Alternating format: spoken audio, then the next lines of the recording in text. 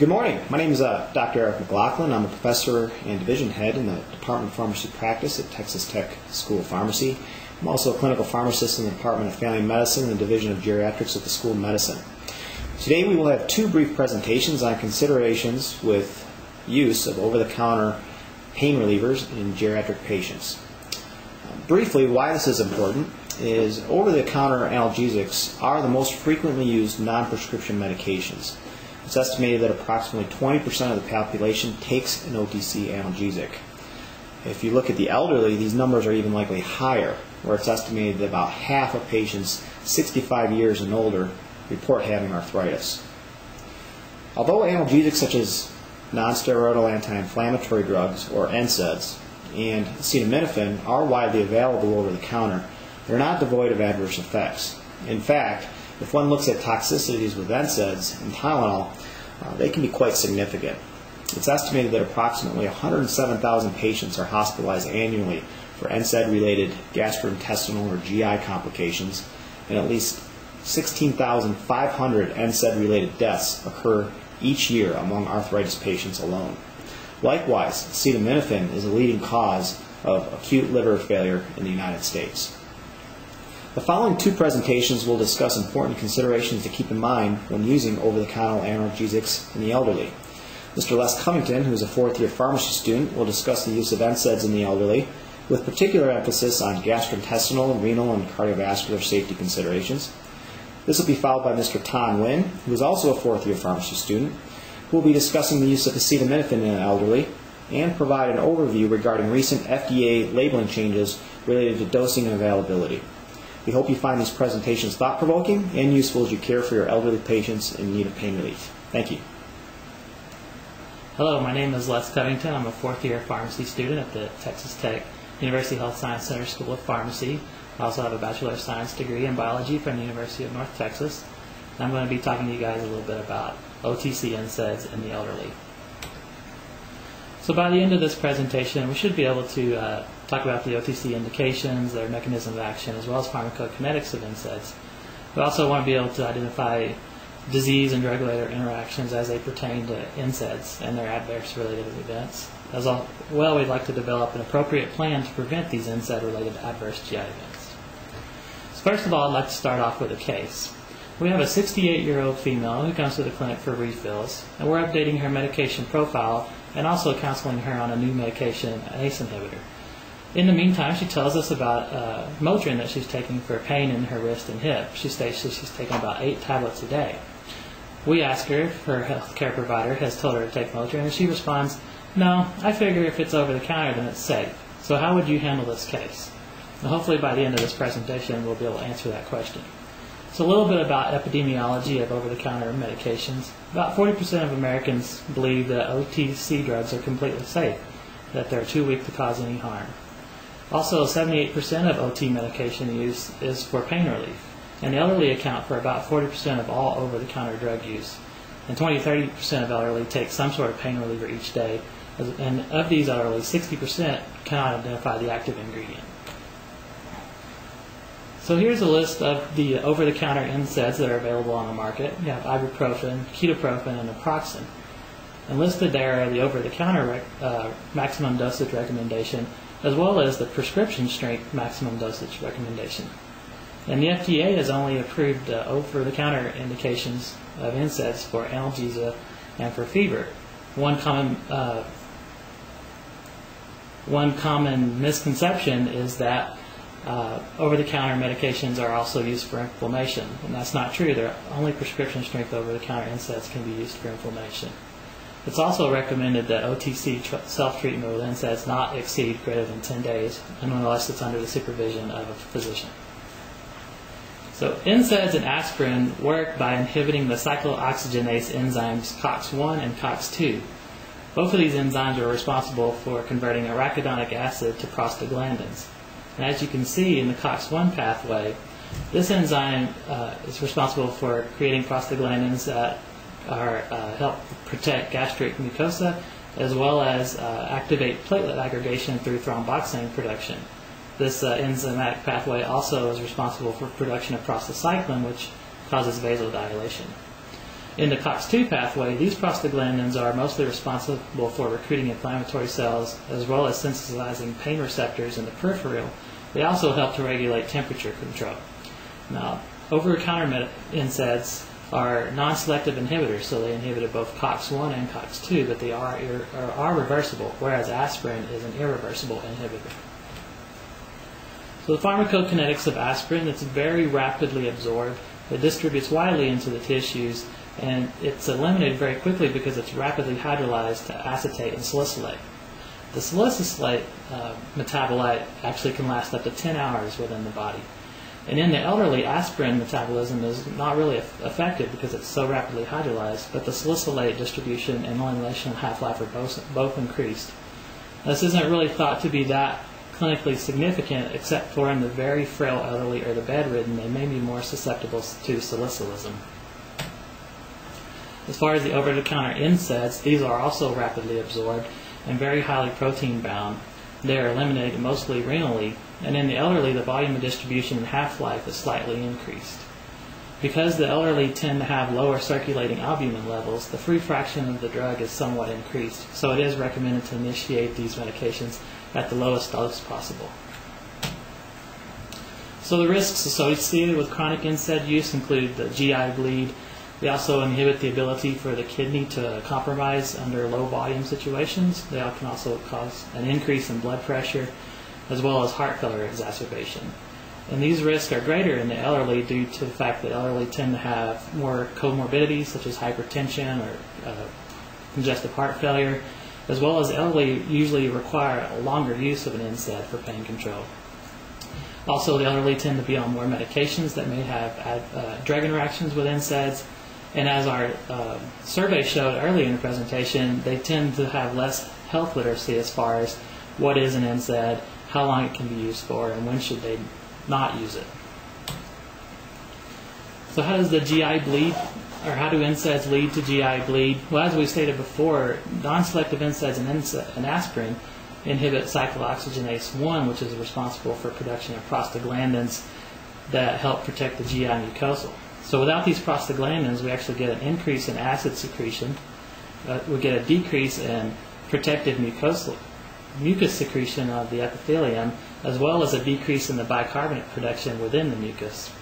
There's also a decrease in the blood flow to the endothelium, which inhibits the ability for proliferation of the cells to repair if an ulcer should occur, not to mention the fact that the tablets themselves can also lead to local irritation. NSAIDs and aspirin also have renovascular complications. In patients who have conditions such as congestive heart failure or cirrhosis or chronic kidney disease, prostaglandins are formed to help with vasodilation of the afferent arteriole. This increases blood flow to the glomerulus. And when blood flow decreases to the glomerulus, there is a release of renin that causes the formation of angiotensin II, and angiotensin II causes constriction of the efferent arteriole. So you have increased blood flow from the afferent arteriole and decreased blood flow out of the efferent arteriole, which increases renal perfusion within the glomerulus. However, if you take the same patient and they're under chronic NSAID use, you block the synthesis of those prostaglandins in the afferent arteriole.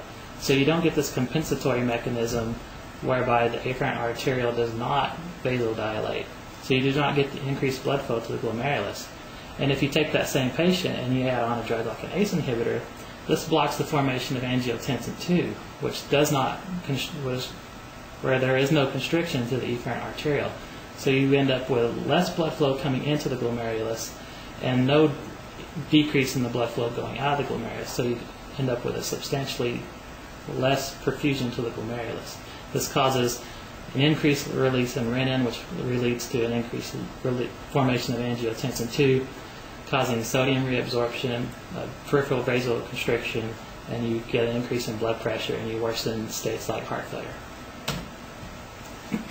As we stated before, elderly also tend to be on more drugs that have interactions with NSAIDs. And this is just kind of a short list here of potential drug interactions. As we stated before in a previous slide, ACE inhibitor combination with an NSAID can lead to a decrease in renal perfusion. Antiplatelet effect of aspirin and NSAIDs through the inhibition of thromboxane A2 production can also cause an increased bleeding risk when administered with drugs like warfarin or selective serotonin reuptake inhibitors that also decrease platelet function. It also has been shown that prostaglandins within the kidney have an effect on increasing potassium secretion. So if you block the synthesis of these prostaglandins and add on another drug that also inhibits the secretion of potassium, you end up with an enhanced hyperkalemic effect. And with loop thiazide diuretics, these drugs are responsible for decreasing sodium reabsorption. NSAIDs actually increase sodium reabsorption, so you have an antagonizing effect, as well as NSAIDs are known to reduce renal perfusion, which may inhibit the loop diuretics and thiazide diuretics from getting to their site of action. So what do the guidelines say? The American Geriatric Society have released a statement on pain control in the elderly, and they state that the first line of choice in the elderly should be acetaminophen. NSAIDs and COX-2 inhibitors should be considered rarely and only in patients that have failed these sacred therapies. They also state that if a non-selective NSAID or a COX-2 inhibitor plus aspirin is used, then you should also use a PPI or some sort of GI prophylaxis like misoprostol. The American College of Cardiology Foundation, as well as the American College of Gastroenterology and American Heart Association, have stated that gastroprotective therapy should be used in at-risk patients that they define as being on aspirin and NSAID at the same time. They also recommend that aspirin doses greater than 81 milligrams should not be used chronically. They've stated that higher doses do not add any greater benefit, but they only increase the risk of GI bleeding. As well as for GI prophylaxis, they recommend that PPIs are preferred over misoprostol due to the adverse effects of diarrhea and abdominal cramping with misoprostol. The American College of Gastroenterology has actually released a statement that risk stratifies patients based on their risk for GI toxicity. And those risk factors are age greater than 65, a high-dose NSAID, history of ulcer or aspirin, corticosteroid, or anticoagulant use. So a patient with none of these risk factors would be said to have a low risk of GI toxicity, whereas a moderate risk a patient would have 1 to 2 risk factors, and a high-risk patient would have greater than 2 risk factors or a history of a complicated ulcer. As you can see, an elderly patient automatically falls within the moderate risk category given that age greater than 65 is a risk factor.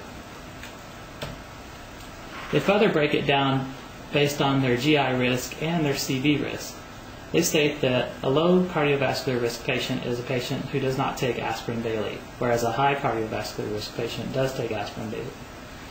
So our elderly patient, as we stated before, falls into the moderate GI risk category. If this patient is not taking aspirin, then the American College of Gastroenterology states that for pain relief they could use an NSAID with GI prophylaxis. But if they have a high GI risk that's greater than 2 risk factors or a history of complicated ulcer, they should use a COX-2 inhibitor plus GI prophylaxis.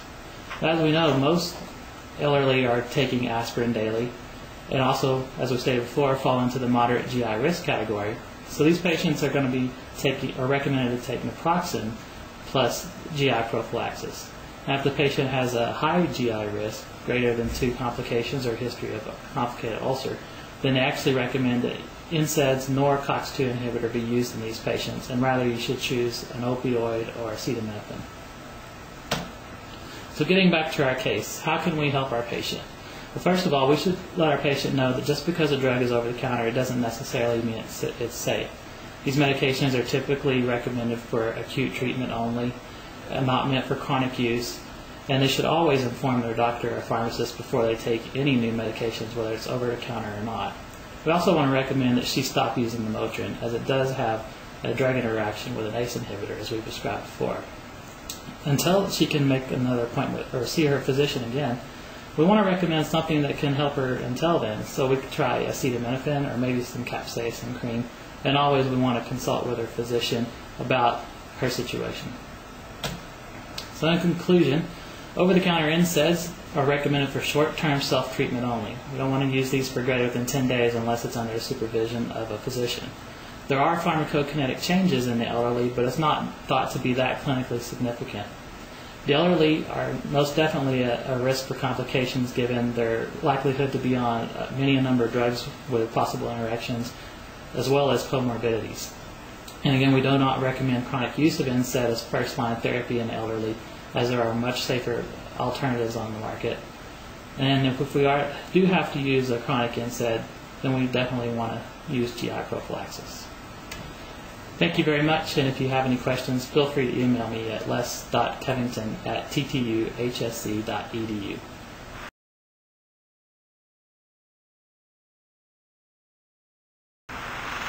Hi, my name is Ton Nguyen, and I'm a fourth-year pharmacy student at Texas Tech University School of Pharmacy. Today I'll be discussing acetaminophen in geriatric patients. Our objectives today is to describe the mechanism of action of acetaminophen, explain the properties and the possible side effects of acetaminophen in geriatric patients, describe the recent FDA labeling changes regarding acetaminophen, and develop a plan to minimize the side effects, especially in the geriatric population. I'm going to go ahead and start out with a case today. This is a case based on an actual patient that we see in our clinic. The patient is a 69-year-old female with a past medical history significant for GERD, osteoarthritis, migraines, chronic pain.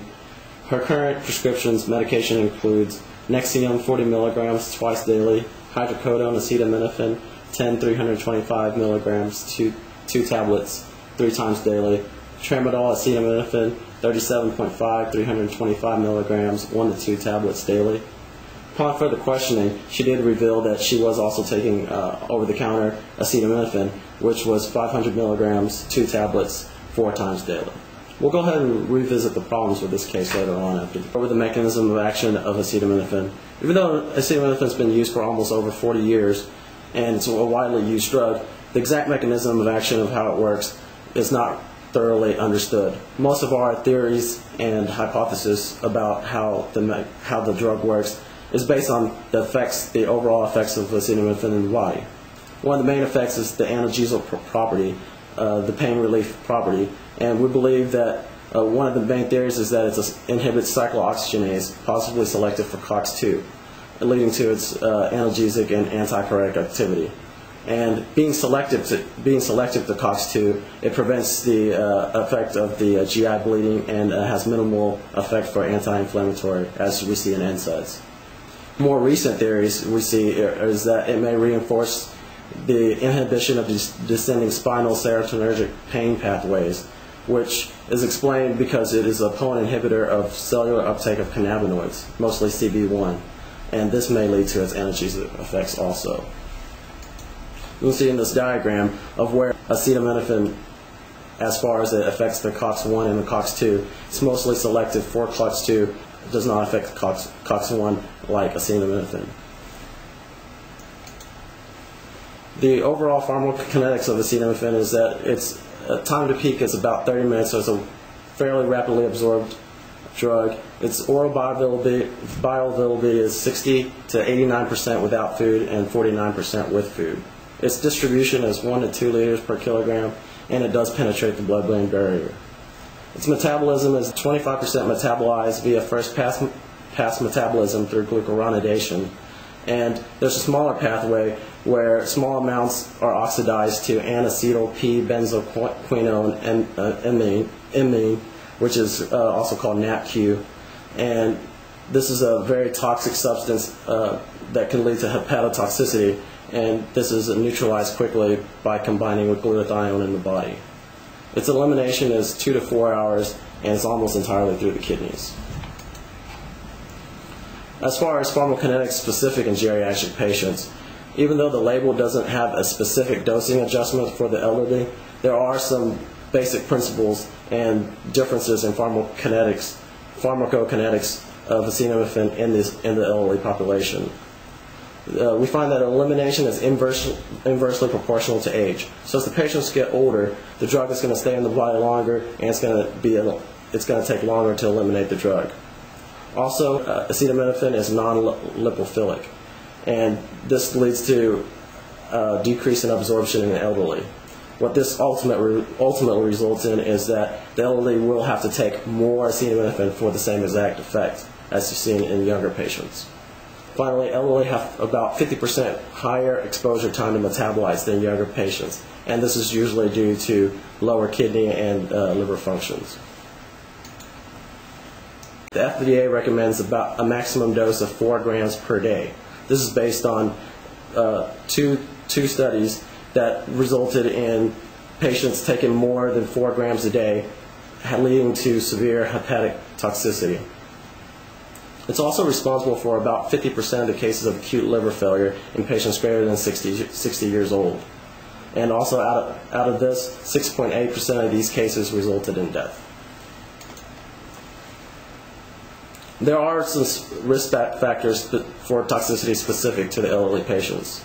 Many elderly patients are malnourished because they have loss of appetite, or they just don't eat as much as younger adults do.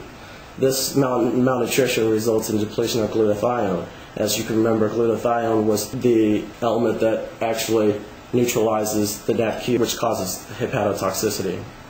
Also, by using alcohol for many years, we have an accumulation of acetaldehyde, and this also inhibits glutathione synthesis in the body. So you have less glutathione to neutralize the toxic metabolites in the body. Another factor in elderly is polypharmacy. Many elderly patients are on many drugs, and many of these drugs already contain acetaminophen, as you can see in the case presentation beginning with the hydrocodone and acetaminophen, or the Ultraset also with the tramadol and the acetaminophen. So with this, accurate medication history is key. Finally, pre-existing disease states. Elderly patients have decreased renal and hepatic function. This may be due to liver disease, which can increase drug metabolites, or renal diseases, which can decrease the drug clearance. Either way, leaving more drug in the body for a longer period of time. Additional adverse effects are that renal and hepatic toxicity due to chronic use or overdose. The FDA does not recommend chronic use of acetaminophen unless prescribed. So the FDA recommends to not use acetaminophen for more than 10 days for pain and no more than 3 days for fever. Also, though rare, there are some allergic reactions to acetaminophen. Acetaminophen has shown to cause an increase in liver functions, sometimes more than 3 times the upper limit of normal. It can also cause a falsely lowered glucose, anemia, and neutropenia. The FDA released a new limitation on acetaminophen, and it wanted to limit the maximum amount in combination products of prescription products. It said that all combination products like Norco, Vicodin, Lortab will be limited to a maximum dose of 325 milligrams of acetaminophen. Today, we see ranges of acetaminophen in these combination products anywhere from 325 milligrams all the way up to 750 milligrams. So this will greatly help reduce the risk of liver toxicity and many of the overdoses we see. Another one of the recommendations is that all over-the-counter products that contain acetaminophen must have a box label warning stating do not exceed the recommended daily dosage because of severe liver damage may occur. Another recommendation is that the term acetaminophen must be printed in bold or highlighted with a prominent font size. The logic behind this is that many brand names, Tylenol, or many geriatric patients may not know that this contains acetaminophen, and so by having a prominent label, they will know that this drug contains acetaminophen. Also, the maximum recommended daily dose of 4 grams per day, and also the FDA recommended over-the-counter use for no more than 3 days for fever, and again, no more than 10 days for pain unless prescribed. So how can we prevent acetaminophen adverse events? I've listed here 3 websites that have very good information on patient education about the dangers of acetaminophen. All 3 of these, the Poison Control website, FDA website, and the National Institute of Health website. Not only do these websites have an extensive list of products that contain acetaminophen, they also provide a lot of background information about the adverse events and how to prevent acetaminophen overuse. Let's go back to the case that I presented earlier. As you recall, the patient was taking acetaminophen not only through her prescription products, but also by herself over the counter, 500 milligrams, 2 tablets 4 times daily. Adding all this up, the patient was taking about 7.275 grams a day of acetaminophen. That's almost twice the amount of the daily recommended dose of the FDA. As you can see, it's very easy for accidental overdose. This patient particularly has a lot of the risk factors that we had just discussed earlier. She had multiple prescribers. Not only did her pain doctor prescribe her the hydrocodone, her rheumatologist also prescribed the Ultraset, which is the tramadol with acetaminophen, and then she decided on her own that that was not able to control her pain, so she took over-the-counter acetaminophen also. All this adding up can lead to an overdose and quickly go over her maximum dose, daily dose of acetaminophen. So in conclusion, as you can see, we must obtain an accurate medication history. Not only do we have to know exactly what prescription products she's on, over-the-counter medications and an over-the-counter medication history is also very important. It's very easy for patients to fall through the cracks, especially today with specialties and multiple prescribers. We must also obtain a social history and a nutrition assessment. As I stated earlier, many chronic alcoholics and malnutrition patients react differently to acetaminophen. We must also counsel on the maximum daily doses and duration of therapy. Many patients, especially elderly patients, do not know the maximum daily doses and do not know how long they should be on over-the-counter medications such as acetaminophen. Geriatric patients also are more prone to hepatic toxicity, as I described earlier about decreased liver and renal function and also increased absorption of acetaminophen in the body. Also, FDA labeling is a guide for prevention. The websites that I've listed earlier and the labeling products in package inserts and on the labels can provide a great guide to how to correctly dose acetaminophen and avoid overdoses and risk for hepatotoxicity. And finally, we must check all medications for acetaminophen. Many times, new medications may come out that contain acetaminophen that may be overlooked, and these combination products can, as you can see in our patient, can quickly add up and put the patient over the maximum daily dose. Thank you very much, and if you have any questions, feel free to email me at ton.win@ttuhsc.edu.